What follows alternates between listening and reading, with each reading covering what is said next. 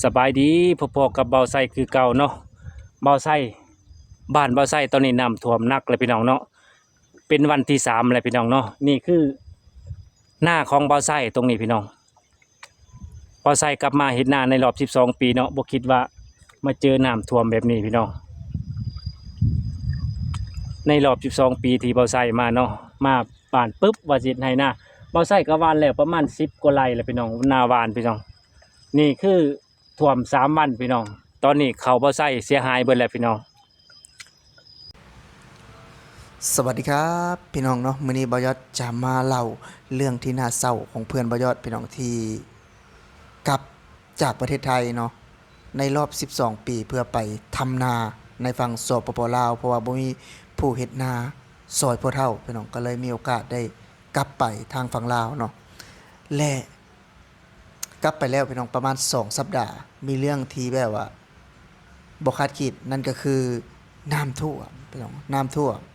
ทางบ้านเพิ่นเนาะท่วมเข้าเบาไส้ฮะ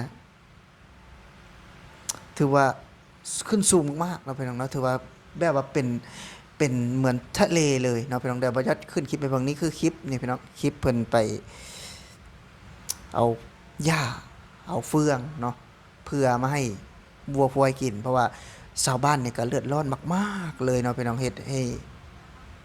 ชีวิตคนคนหนึ่งนะพี่น้องที่แบบว่าอยากจะกลับไปทำในจุดนั้นให้มันได้ดีเนาะพี่น้องแต่พอกลับไปก็ถือว่าลงทุนไปแล้วก็เสียหายมากๆเลยเนาะพี่น้องและอยู่ที่ลาวเสียหายพี่น้องเนาะหลายคนก็คือจะเข้าใจว่าบ่แม่นจะเฮาจะได้ทุนคืนมาเนาะไม่มีใครเยียวยาไม่มีใครมามอบให้เนาะถ้ามอบได้ก็คือมีหอหนึ่งมันก็เลยแบบว่าให้เบาไซนี่เพิ่นอุกอ่างเนาะเบิ่งหน้าตาเพิ่นก็เศร้าเนาะเพิ่นเนาะเบิ่งหน้าตาเพิ่นก็เศร้าแฮงมากๆซึ่งว่าเพิ่นก็ความตั้งใจเนาะความตั้งใจที่จะกลับไปพี่น้องกลับไปทำนาเนาะให้พ่อเฒ่าแม่เฒ่าแล้วเนาะก็ว่าจะกลับมาเนาะเพื่อกลับมาทำงานไทยแต่พอที่นี่พี่น้องเพิ่นก็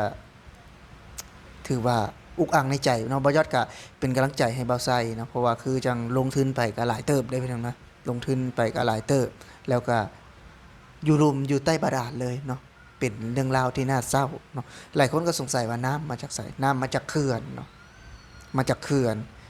ถือว่าบริเวณนั้นก็หลายเขื่อนพอสมควรเนาะก็อาจจะมาจากเวียดนามอีกเนาะพี่น้องเวียดนามก็มีเขื่อนเนาะก็ถือว่าท่วมหลังจากที่ท่วมบ้านเบาไซแล้วนะพี่น้องเนาะท่วมบ้านเบาไซแล้วตอนนี้ปัจจุบันนี้คือจะลามมาหาบ้านเบาต้นนะพี่น้องนะ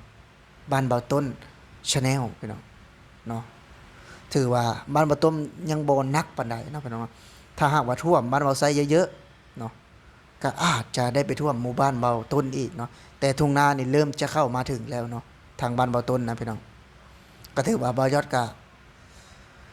ขอส่งกำลังใจเนาะขอส่งกำลังใจให้ทางเบาต้นแล้วก็เบาไซเนาะที่บ้านติดๆกันเนาะบ้านติดๆกัน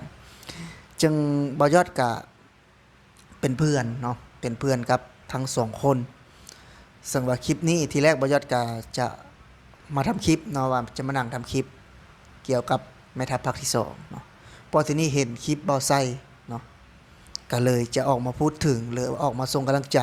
ให้ทั้งเบาไซก่อนเนาะเดี๋ยวพรุ่งนี้เบายอดก็จะทำคลิปแม่ทัพภาคที่2เนาะเพราะว่าเบายอดก็เบิ่งติดตามข่าวแม่ทัพภาคที่2ก็ถือว่า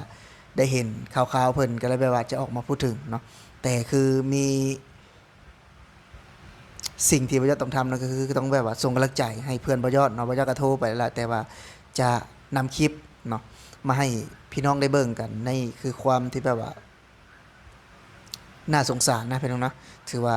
แรงงานลาวเฮานี่กลับไปก็คือแบบว่าอยากทำนาเนาะอยากลองเบิ่งเนาะอยากลองเบิ่งว่าการใช้ชีวิตอยู่บ้านเฮานี่มันจะเป็นจังไดเนาะสิอยู่ได้บ่แบบนี้นะพี่น้องพอกลับไปก็มีเหตุการณ์แบบนี้เนาะและก็พี่น้องชาวบ้านเนาะผูงวัวผูงควายก็อพยพพี่น้องเนาะถือว่าบางคนก็มีรถมีรางกับคนไปเนาะบางคนบ่ได้มีรถมีรางเอาขึ้นไปที่สูงกับพี่น้องไล่ไปเป็นคอกเป็นแหล่งเนาะมันก็เลยเฮ็ดให้บ่ยอดเฮ็ดแล้วบ่ยอดจนน้ำตาซึมนะเพราะว่าบ่ยอดก็มีเหตุการณ์หนึ่งพี่น้องที่ สะเทือนใจบ่ยอดนั่นก็คือพายุเนาะพัดบ้านบ่ยอดไปเป็นหลังเนาะบ่ยอดก็เสียใจยังบ่เศร้าอยู่พี่น้องเนาะเสียใจยังบ่เศร้าแต่บ่ยอดก็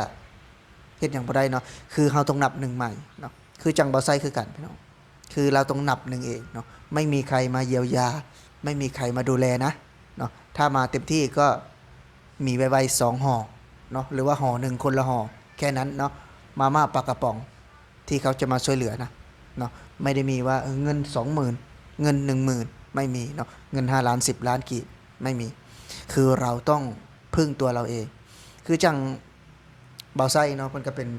เพื่อนที่แบบว่าฮู้จักกันอาจจะบ่ดนนะเนาะบ่ได้ดนคือเบายอดกับเบาต้นเนาะแต่ว่าเพิ่นก็เป็นเพื่อนผู้หนึงที่เบายอดมองว่าจริงใจกับเบายอดนะแล้วเบายอดก็โทรพูดคุยตลอดเนาะซึ่งมื้อนี้ก็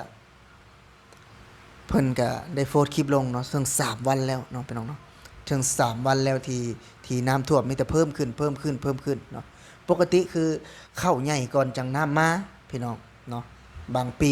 ก็บ่ได้มาเลยน้ำที่บ่ได้ท่วมเลยเนาะและบางปีก็แบบว่าเข้าใหญ่ก่อนจังมานี่มันก็อาจสมมุติมาท่วมวัน2วันมันก็ทำให้ข้าวยังสามารถที่จะเก็บผลผลิตได้อยู่นะเพิ่นเนาะแต่พอทีนี้พี่น้องน้ำมากระทันหันเนาะน้ำมากระทันหันก็เลยเฮ็ดให้ข้าวเนาะ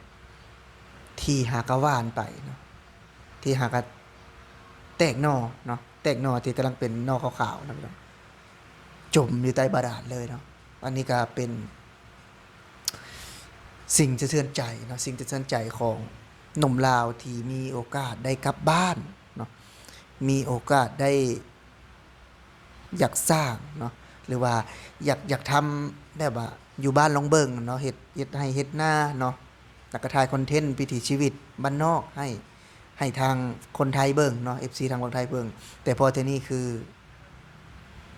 สุดเศร้าอีกพี่น้องสุดเศร้าโอ้ว่าความลำบากอีกเนาะลำบากขึ้นไปตื่มอีกเนาะลำบากก็แล้วลำบากก็ยังบ่พอนะพี่น้องน้ำยังท่วมพัดเข้าไปพี่น้องลงทุนถือว่าลงทุนไปก็หลายล้านแล้วเนาะหลายล้านกีบแล้วแต่พอตอนนี้พัดไปตามจมใต้บาดาลเลยตัวสิบลอยไปตามน้ำก็มีเนาะพี่น้องตัวที่จมลงอยู่ใต้บาดาลแล้วก็เน่าทิ่มเนาะเป็นเนาะก็ถือว่าเสียใจนะบ่ได้ก็เสียใจกับทางบ่าวไซเนาะเสียใจที่แบบว่ามีเหตุการณ์พี่น้องเนาะเหตุการณ์ที่ทุกคนก็บ่อยากให้เกิดขึ้นแหละเนาะแต่มันก็คือเฮ็ดหยังบ่ได้นะพี่น้องเฮ็ดหยังบ่ได้สิ่งที่เฮาเฮ็ดได้นั่นก็คือทำใจเนาะและก็ต้องเดินหน้าต่อไปเนาะคลิปนี้บ่ยอดก็ฝากถึงเนาะฝากไปฮอดบ่าวชัยพาเลาะเนาะอยากส่งกำลังใจเนาะให้บ่าวไซสู้ต่อไปเนาะถึงแม้ปีนี้แบบนี้เนาะถ้าหากว่าอยากเฮ็ดก็สู้ใหม่เนาะสู้ใหม่เพราะว่าสิ่งที่เกิดขึ้นแล้วเนาะมันก็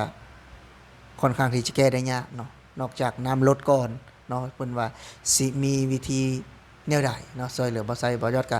ส่งกำลังใจให้ทางบ่าวไซเด้อทางบ่าวไซเนาะสำหรับคลิปนี้ผู้ใดที่เข้ามาเบิ่งก็อย่าลืมเด้อพี่น้องเนาะเพื่อเป็นกำลังใจให้บ่าวไซก็ช่วยคอมเมนต์เนาะกดไลค์กดแชร์ให้เพิ่นนะพี่น้องเนาะเพื่ออยากให้คนที่เกี่ยวข้องเนาะได้เห็นพี่น้องสำหรับคลิปนี้บ่ยอดสิขอลาพี่และน้องไปก่อนพี่น้องสวัสดีครับ